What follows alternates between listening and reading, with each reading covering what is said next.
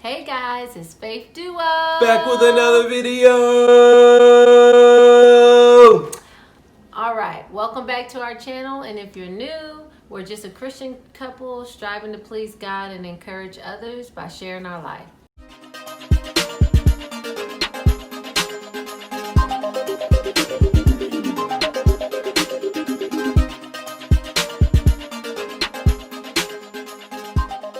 So we're back on the book, chapter 1. Chapter 1 says, title is, It's Time to Wake Up. You gotta realize it, accept it. That's the first step to getting better at First step anything. to change, awareness. It starts out with a little story that stuck out to me. It says, it was 6th of March, 1987. The Herald of Free Enterprise ferry was transporting cars in Belgium, from England to Belgium. And cars were loaded through a front opening of the ship so they could be loaded onto the lower deck. On that March winter night, 563 passengers aboard, along with vehicles. Captain David Lurie put to sea. It was dark, about 7 o'clock. All went well in the safe harbor, but 1 mile out, 90 seconds after reaching the high seas, the ship capsized and sank within 5 minutes. Ooh. And on that fatal night, the ship had sailed with its front loading doors wide open. There was no indicator light on the bridge to alert the captain, so we assumed the sailor responsible for closing the doors had done so. Instead, that sailor was asleep in his cabin. And because the boatswain, Mark Stanley, was asleep on the job, 193 people died. That's crazy. Yeah, so just 1 mile out, all these people on board, all these vehicles on board, the boat capsized 1 mile away in the sea because the doors were wide open. Whoa. Yeah, it's crazy. There's serious consequences for sleeping too much or at the wrong time. Proverbs 6:9-11 says, "How long will you lie there, O sluggard? When will you arise from your sleep? A little sleep, a little slumber, a little folding of the hands to rest, and poverty will come upon you like a robber, and want like an armed man." So we know that sleep can be dangerous in a physical sense, but it also can have humongous eternal consequences because the spiritual realm is far more important than the physical. Right. You need to be awake in what you're supposed to be doing as a Christian. You need to have your spiritual life in check because tomorrow is not promised. Right. We need to make sure that we live every single day, like it's our last. And sleeping can be in the form of laziness. Like you can just be kind of laxed on an opinion or a situation. Like, a lot of people are lax about their soul because it's not right in front of them. It's not immediate.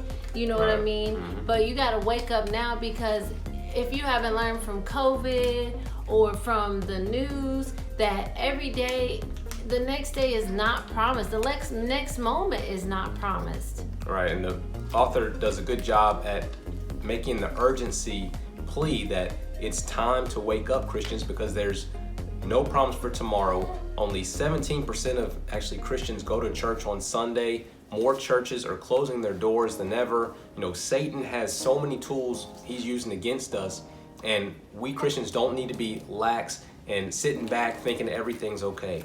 So the Bible is our spiritual alarm clock, and we are called to be watchmen so that we can warn others that Jesus is coming and there is going to be a judgment day. Hebrews 9:27. That is so true. And you know what? You don't only need to be awake for yourself, but you need to be awake for others so you can tell other people about their soul and bring them to heaven, because while this life is a short time, the next life, your spiritual life, is forever, eternal. And I know we can't grasp that because everything has a time limit on earth, and everything just seems to, like, the years just pass by so fast and everything comes to a close, but that's not how it's going to be after this life is over. And you need to be prepared for that, and you need other people to be prepared for that too. You need to care for others as well as yourself. and be awake. I don't know if you've gotten the book yet or if you're going to get it, but in the book there's a list of reasons of why we seriously need to wake up. And we'll just list a few that stuck out to us.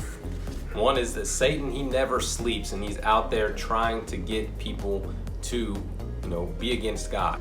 And it's never been this late before, which we mentioned the last video, and then there are eternal consequences for not waking up. All right, so we will go through the questions at the end of the chapter now, and you answer along as well. You can type them in the comments, but we'll go through a few of these. One is, how do you handle physical wake-up calls? Like your health and stuff? I was taking it as just waking up. Like, how do you wake up every morning? I'm a good waker-upper. I'm not. I'll hit the snooze button over and over again. I know it's a huge bad habit, but I need to get better. But yeah, I don't like waking up. It just, it's hard. You can imagine how that goes together. All right, so what's a spiritual wake-up call? I would say that it's when you're lacking in your Christian walk in a certain area, or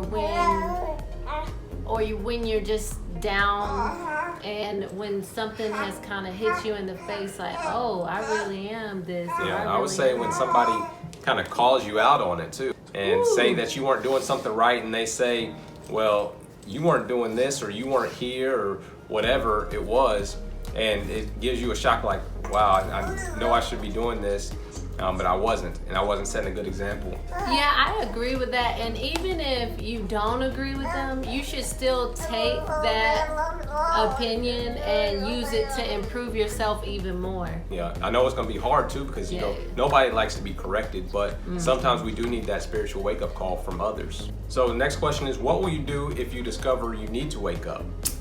Ooh.